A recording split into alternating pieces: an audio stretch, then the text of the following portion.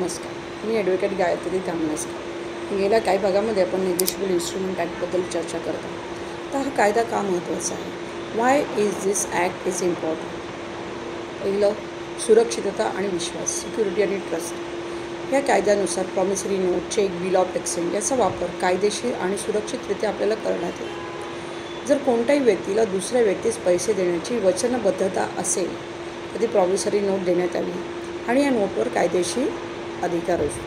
त्यामुळे जे एक सुरक्षित व्यवहार होतो, त्यामुळे व्यापारात आणि वित्तीय व्यवहारांमध्ये पण विश्वास निर्माण होतो. दुसरं आहे आर्थिक व्यवहारांची पारदर्शकता, ट्रान्सपरन्सी इन फायनान्शियल ट्रान्झॅक्शन. चलनक्षम दस्तऐवज कागद आर्थिक व्यवहारांमध्ये पारदर्शकता दाखवतात. चेक किंवा बिल ऑफ एक्सचेंजसारखे साधनाची अंमलबजावणी हे एक प्रणालीबद्ध आणि स्पष्ट पद्धतीने केली आहे. जेव्हा त्या साधनांचा वापर होतो त्यामुळे संबंधित पक्षांना त्यांचे हक्क व कर्तव्य समजून उमगतात आणि कोणतीही अडचण झाल्यास ते कायदेशीर प्रक्रिया सुरू करू शकतात. तिसरी गोष्ट, विलंब आणि फसवणूक टाळणे, prevention of delay and fraud. हा कायदा व्यावसायिक व्यवहारांना सुरळीत आणि जलद गतीने पार पाडण्यास मदत करतो.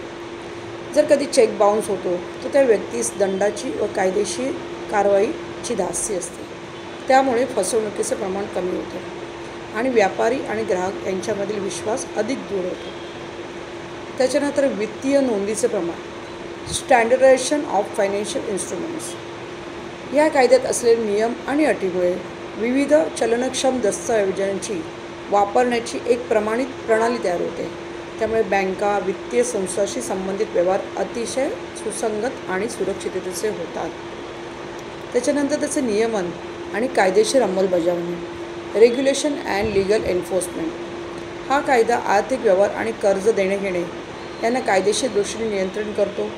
उदाहरणार्थ, चेक बाउन्स झाल्यावर कायदेशीर प्रक्रिया करण्याची जे कायद्यात स्पष्ट गेलेली आहे, त्यामुळे धोरणात्मक अंमलबजावणी सुनिश्चित केली जाते. अशा प्रकारे इम्पॉर्टन्स ऑफ दिस ॲक्ट मी आता तुम्हाला या भागात सांगितलं. चला आता याच्याबद्दल अजून काही माहिती असेल तर घेऊन आपण पुढील भागात भेटू. तोपर्यंत धन्यवाद.